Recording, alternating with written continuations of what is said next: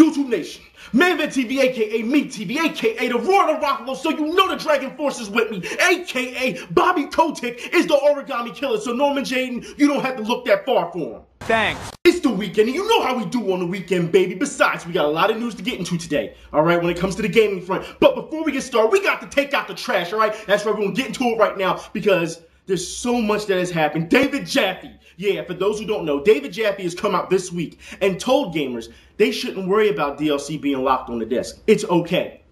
Yeah, that's what he said. We're going to get to it right now. Let's get to it right now, alright? It says, discussing gamers' frustrations on a DLC on disc, Jaffe provided an interesting viewpoint. It's not interesting at all. We all know what he's doing here. It says, he noted that it really shouldn't matter if the DLC is on the disc. Yeah, it shouldn't matter. It says, so long as gamers has been totally satisfied from the moment they've purchased the game. Alright, let me tell you something, Dave. Before we even get any further than that, alright, you already lying. Alright? If we purchase the game at initial price and the DLC is locked on the disc, that means that we should get that. It's not even DLC actually. It's already on the disc. Meaning we're supposed to get that. We paid for that already. Alright? But let's get into it. It says, drawing on a third-party example, he produced an interesting metaphor, which isn't interesting at all. It says, between DLC and McDonald's. It says, for example, you wouldn't walk into McDonald's and get annoyed that you paid for a Big Mac and then see even more burgers on the grill. This is because you will be happy with the Big Mac and the value it represents. You have to understand, Jaffe, when you are paying $60 for the disc, all right, for the disc, everything on that disc should belong to us. And I don't mean, I mean, anything that's locked on there is bullshit. All right, that we have to pay for extra, it's bullshit. All right, that's the value we're talking about. Now, with that being said, before I'm going further, you want to compare this to McDonald's. It's a horrible comparison because, as we know, McDonald's, it isn't good for you. It's fast food. What you're saying is these games, if you're going to compare that in that sense, then you have to take it both ways. Your games are fast food. It's garbage. That's what you're saying. The games are garbage right now. And we're going to get into this more. It says, essentially, if you're happy with your initial purchase, then it shouldn't matter how the DLC gets to gamers. Yeah. It says, there are many benefits of it being on the disc, such as lowering costs. Again, Jaffe was very keen to stress that the priority of is customer satisfaction from the start of their purchase. Apparently not. Apparently it's not. It's customer satisfaction. We've been telling you, for us to be satisfied, you have to give us what's on that disc. And let me tell you something right here, where it says, there are many benefits of it being on the disc, such as the lower cost. This stuff is already on the disc. There's no lowering cost to it. Understand this, Jaffe. Last generation before that, we had full games. All right? We paid retail price, initial price, for full games. What you're doing is taking half that game, yes, because we're paying for half a game now, and you're locking it so that we have to pay more. All right? That's what you're not understanding. That's why this doesn't work. But you don't want to listen. If this is about customer satisfaction, then you should listen. But you don't want to do that. You don't think straight. But I'm going to give you a rebuttal from one of the gamers in these comments. The link's in the info bar. It says, what a terrible metaphor. So if I go buy a Big Mac, then they let me take another 5 with me, but I can't eat them. Would I be happy? No. It says, I buy a game, there is stuff on the disc that I cannot access unless I pay more money. Am I happy? No. The disc is in my hand. I have paid for it, so let me use what's on the fucking disc. It's nuts. And it's true. It says DLC should be used for stuff like Shivering Isles, game fixes, not costumes and characters or horse armors. It says anything under a megabyte should be free, as 99% of the time they are made before the game is even released. That was the first comment. The first comment to fire back at him. All right? And you know, now for those who don't know, David Jaffe has a history. He has a history of getting at gamers, all right? He has a history of losing arguments or losing debates and then going on this flame fucking argument spree, starts cursing people out. Let me tell you something, Jaffe, all right? When you start doing all your cursing and carrying on, you have to understand that you're not fooling nobody. You're not a rebel, all right? We know that you can act like that on the internet, act like that in interviews, but when you're on that stage in E3, you're not acting like that, are you?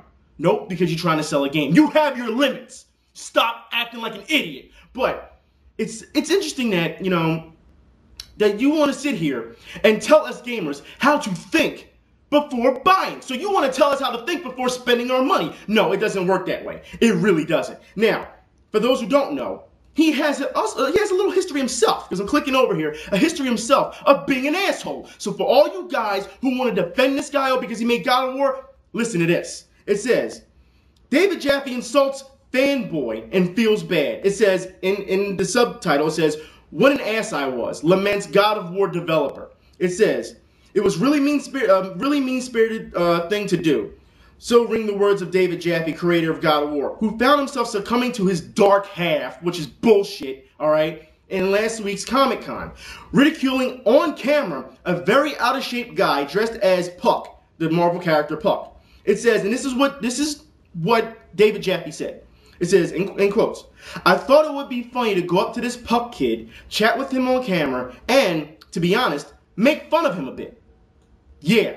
So your intention was just to go over there, just to fuck with him. Are you serious? And you're supposed to be a professional. You're supposed to be a developer. This is a guy that so many people, look up to, or, yeah, I'm saying it, look up to, because trust me, I've seen a lot of gamers come up and say, this guy is great, this, that, and the third. He's not. He's an asshole, all right? He makes horrible decisions, as you can see here, link in the info bar. He makes horrible decisions, and then he's going to tell us how to decide things? I don't think so. I don't think so. But that's not all. Because, for those who don't know, not too long ago, David Jaffe got into this argument with this other gamer. And this guy destroys David Jaffe. I mean, without cursing him out and everything. And David Jaffe goes nuts. And he goes so fucking nuts that, you know what, it's not even worth mentioning. Because he's such a piece of shit. And you know what? Since you want to act like that too, why don't you tell Cliffy B as well, since he likes to do the same thing? Tell him to stop wearing his little sister's t-shirts. Yeah, and for those who don't know what I'm talking about, Cliffy B came out not too long ago and sat there and called fanboys a bunch of names or whatever. Anyways, it says, Cliffy B, link in the info bar, Cliffy B calls N4G fanboys butthurt over Move comments. Now let's listen to what he had to say, alright? Because apparently he made a joke about Move and it didn't go well and people were getting on him. It says, daily challenge achieved. It says, butthurt fanboys on N4G are fuming over a joke I made. And then it says, cannot stop reading flaming comments. Alright? Then afterwards it says, in another tweet, it says, isn't butthurt the best term ever? No, it's not. It's not. Alright? It says, I'm picturing a crying fanboy running around with both hands on his ass wailing. So, you're picturing boys, or even men, with both hands on their ass the entire time. That's something you're imagining most of the time. That's what you get off on. Cliffy B, shut the fuck up! Shut up. See, this is what I'm talking about. This is what happens when you have these immature, because these guys are like, oh, isn't that funny? Oh, butthurt. Oh, no, it's not funny. All right? It's not funny at all. What you fail to realize, Cliffy B, is that, yeah, Cliffy B out of all things. Yeah, all right? Let me tell you something, all right? People like you and Jaffe, you're not professional. You're ignorant. And if you think this is cool, this is fun, there's something fucking wrong with you. If anything, it makes me not want to buy your stuff. All right? If you're a professional, and yeah, the fans are going to jump on you, but you stay professional. That's what you're supposed to do. It's like none of you guys know how business is run. All right? You just run your mouth and think that you can say what you want. You're these rockstars because you make some fucking games. You sit on a desk with a bunch of people and make some fucking games. That's what you do. And this is what you have ego over. This. Yeah, it's pathetic.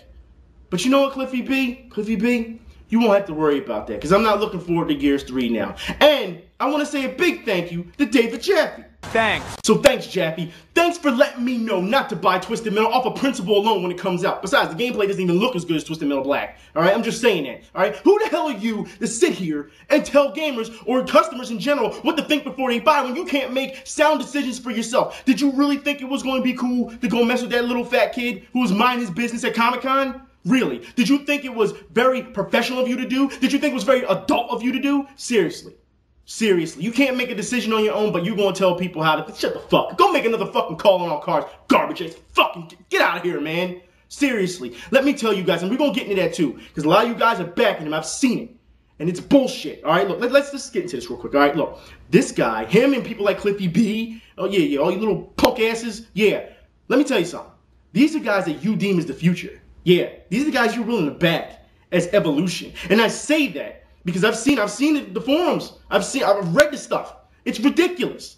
Understand that they don't give a shit about you or me. All right, and I say that because you should know by now when these developers are coming out here and insulting gamers left and right, or customers in general left and right, they don't care if you're a customer, because they say we can say what we want and you're still going to come buy a product. You know what that means? They're treating you like drug addicts. That's what they're treating you like, crackheads.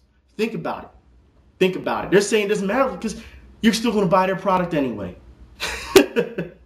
You gotta be fucking, man. Before we get started, I'm gonna talk about you guys who like to back them, all right? Because all you guys, and you understand this, the companies are sucking us dry. Yeah, I said sucking us dry like vampires. And if you're gonna back them blindly, then we'll call you true bloods. And the thing is, here's the thing. The reality of it is, you guys aren't even as good as the show when they have all the titties hanging out. That's the sad part. But look, we're gonna move on real quick. Because, for those who don't know, we'll move on this real quick. Mortal Kombat. We've been talking about this for weeks, and you guys have been praising NetherRealm Studios.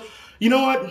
We'll get into this real fast because I don't want you guys to backtrack. I swear, if you guys backtrack on this shit, you're fucking hypocrites, all right? Because it says here that Mortal Kombat will have an online pass. You guys jumped on EA for it and called them every name in the book for it. You better jump on NetherRealm Studios as well. It says here, according to an email obtained from a source, which appears intended for retailers, the WBIE won't be promoting the pass. In fact, I want you to hear this. No reference to it will appear on the game's packaging. No reference. No warning label. Nothing. All right? We'll get in that in a minute. All right? It says, instead, it is apparently providing retailers with the details on the pass, including how you purchase a new one if you're buying a used copy of the game. Now, let's get into this real quick, because we all have our horror stories when you go to GameStop. We know there's a lack of communication between customers and whoever works at GameStop, all right? It doesn't mean just gamers in general, but just customers who are oblivious, okay? They'll say things and they'll forget things, and they won't let the customer know, all right? To not put this warning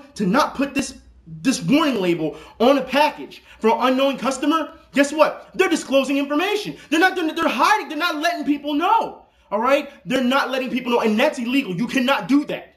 You can't. All right? But this is what I mean. I've been telling you guys this for months. These companies are just making rules up as they go along on the fly. All right? There's no guidelines for them. Then that's the problem. You can't trust them. You can't. But you guys don't want to hear that. I understand that you guys have hope, but it's done. It's over. These companies are moving on. With that being said, they're only moving on. And when I mean that, I mean they're leaving you behind.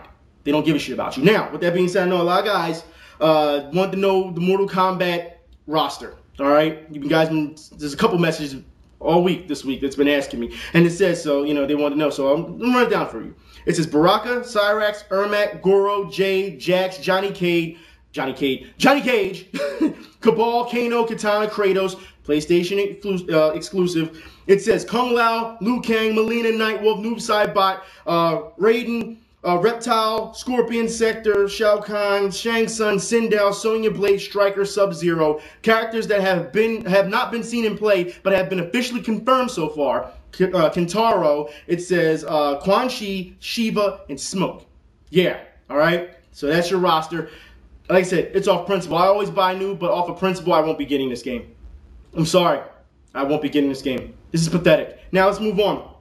THQ decides they want to take down used game market by setting their prices at $40. Now, you guys have been messaging me not too long ago and in comments telling me, you know, Homefront charges you $5, you know, after level 5 or something like that. They're coming out with DLC, which is in info bar. Link is in the info bar for you guys for the DLC. What they're going to plan on doing now is taking the retail price and dropping it to $40. And then afterwards, all the DLC that comes along, they're thinking will add up to that extra $20 so that you're getting a full $60 product. Here's the iffy part about it. For those who are on the fence, what they're going to do is they're going to cut half the story.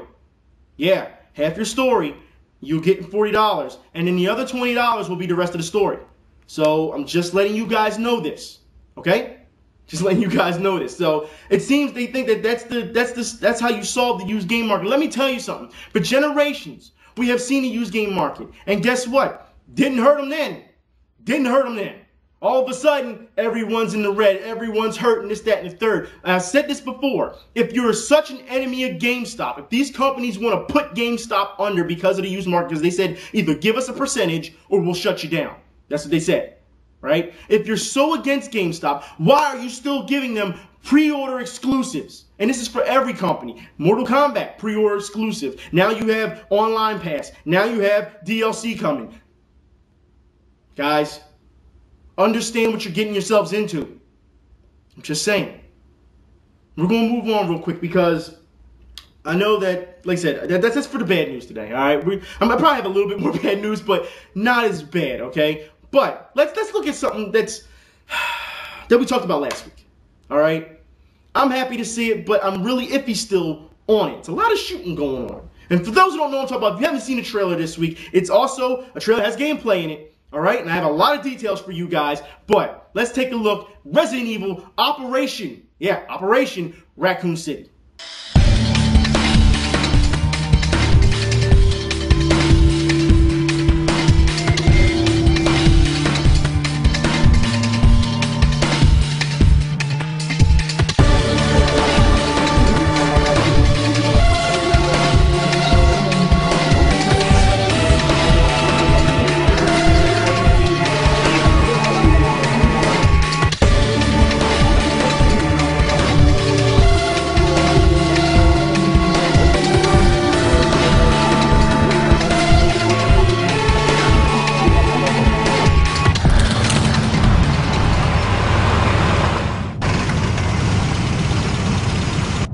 What the hell is going on here?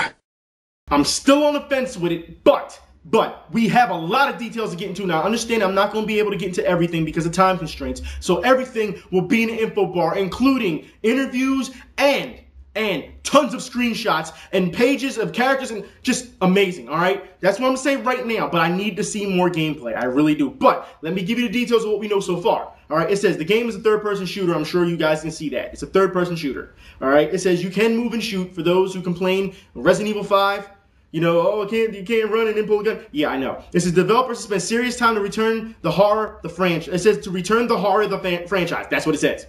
Yeah, that's what it says. It says, this is a third-person shooter, but a big focus went into the monstrosities, their behavior, and the monsters that just won't die, like Mr. X from Resident Evil 2, and they have hinted at Nemesis. It says, monsters that lurk in the dark, it says, built up and suspense, and the AI that was built around the predatory prey ideals that react off sound, smell, and sight. The big focus of the game was to create horror, suspense, and the oh shit moments, and the fear to end up alone from your teammates and monsters that pick you off one by one.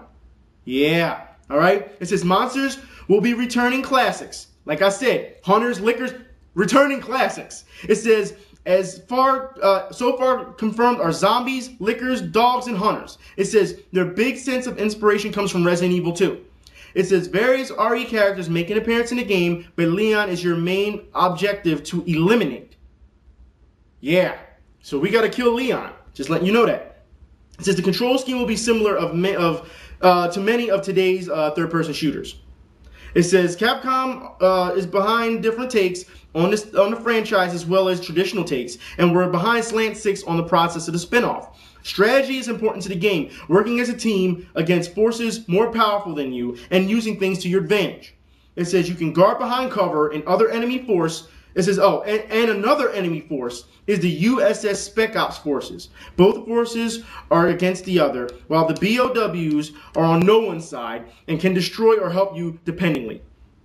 It says, new and iconic locations will be in the game. It says the only confirmed iconic location so far is the RPD police station in Rockford Island. Focus has been made to be able to explore locations. It says the end of the demo, apparently the demo, it says ended the battle with Mr. X. Yes. It says the team of Umbrella agents originate from Rockford Island, which is where their base of operations is. You can use light and sound to distract zombies. Environments will have destructible objects to use or move to do things such as barricade areas, smash things, and more. That's the details we know so far. All the stuff will be in there. Like I said, interviews, screenshots in the info bar. Now, let's move on real quick. All right, let's move on. Because we have some stuff here. Some more bad news. Mega Man Universe has been canceled. I can't say much more about it. The link is in the info bar because I'm running time and we have more stuff to get to, okay? Now, with that being said, for those who don't know, more Capcom news. It says Super Street Fighter 4 Arcade Edition is rated. It's rated for the Xbox 360. It will be coming out for everyone. But there will be no DLC for Super Street Fighter 4. All right? No DLC because they're bringing it into the Arcade Edition. You will have 4 extra characters. I'm just saying. This is what they're doing. Capcom is starting their milking again. Now, with this being said, we also have to get into this real quick. For those who don't know, David Cage, yes, has trashed LA Noire. Yes. It says the tech is interesting, dead enough. It says it's a dead end. It says apparently the Heavy Rain director, the new game that's coming out, they're focusing on full body models. All right, not just face shots or whatever. It says we are doing that now at Quantic. Our next game will be shot with performance capture, he explained. We see a huge difference between shooting the face and body separately and shooting everything at the same time. Suddenly, you've got a real sense of acting that is consistent. You can't imagine how related what you say with your face is to what your body does. It says those using motion scan will never be able to do that. Talking about L.A. Noire's face. It says the other thing is that they can't have real-time lighting. Their technique means that they can't have lighting the way I think it should. I think we should do it. It says basically, notice it said we should do it. It says I think we should do it. Anyways, it says basically they take pictures, they take scans several times per frame. They also have limitations on the shaders they use, and they can't retarget the eyes because it says because the eyes are captured.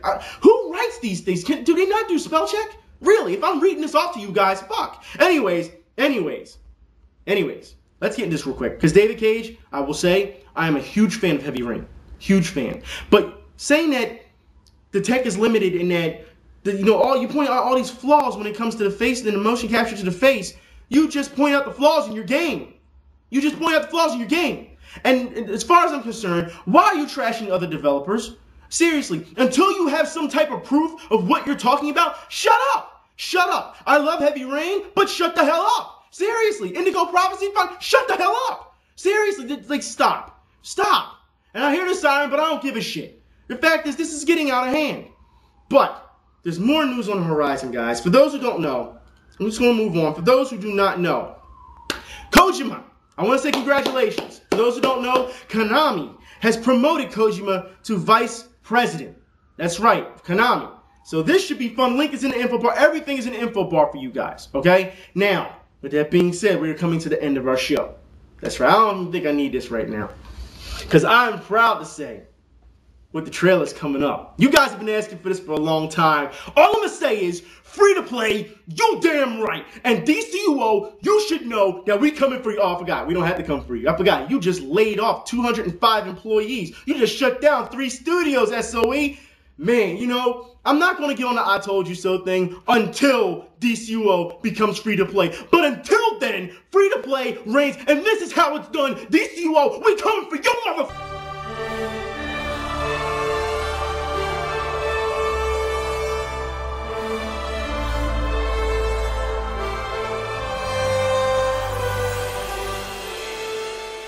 We founded ArenaNet to innovate, so Guild Wars 2 is our opportunity to question everything, to make a game that defies existing conventions.